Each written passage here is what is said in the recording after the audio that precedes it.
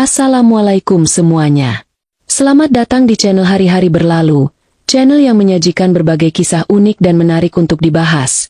Namun sebelum itu mengklik tombol subscribe terlebih dahulu. Dan seperti biasa, mari kita awali dengan berdoa. Semoga kesehatan dan rezeki senantiasa mengalir kepada kita semua. Amin. Hari itu, di kantor polisi Indonesia, seorang wanita parubaya tampak panik dan terisak. Dengan mata yang penuh kekhawatiran, dia menyerahkan berkas-berkas ke petugas yang duduk di depan mejanya. "Anak saya. Sudah beberapa minggu nggak ada kabar. Pak, dia pergi kerja ke Kamboja. Katanya untuk jadi tenaga kerja. Tapi sampai sekarang, saya nggak bisa hubungi dia.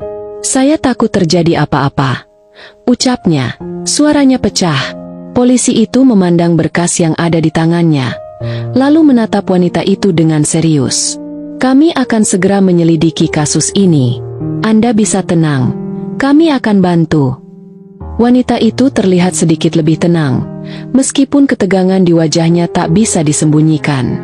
Anaknya, Siti, yang baru berusia 23 tahun, telah dijanjikan pekerjaan yang menjanjikan di Kamboja oleh seorang agen tenaga kerja.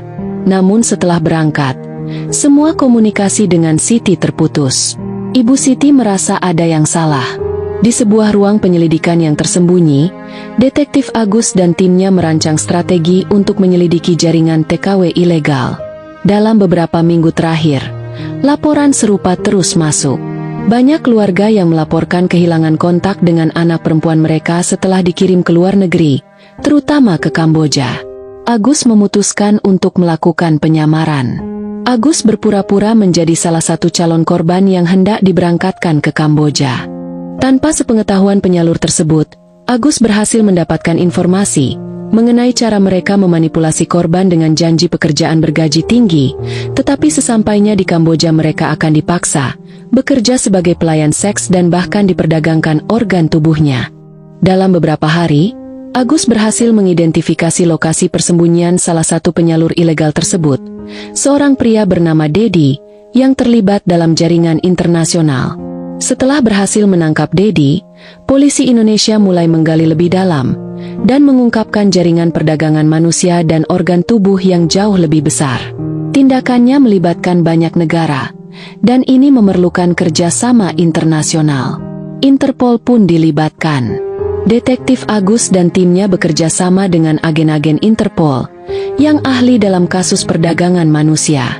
Mereka melacak semua jejak Dedi dan mulai menelusuri transaksi gelap yang mengarah pada seorang pria yang lebih berbahaya.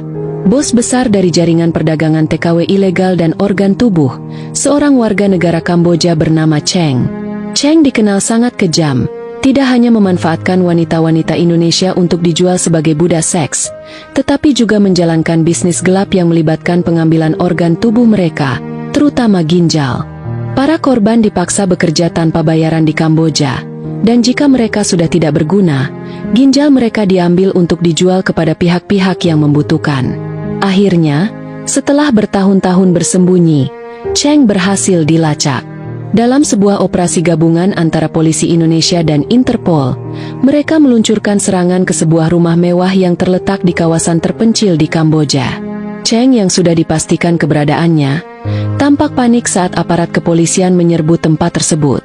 Rumah itu tampak seperti kediaman mewah dengan sistem keamanan yang ketat. Penangkapan Cheng tidak berlangsung mulus. Saat pasukan Interpol bersama kepolisian Kamboja mengepung villa mewahnya di pinggiran Phnom Penh, Cheng tak tinggal diam. Ia memerintahkan anak buahnya yang bersenjata lengkap untuk melawan. Terdengar suara baku tembak yang memekakan telinga. Peluru berdesingan, kaca jendela pecah berhamburan, dan ledakan kecil terdengar dari sisi belakang bangunan.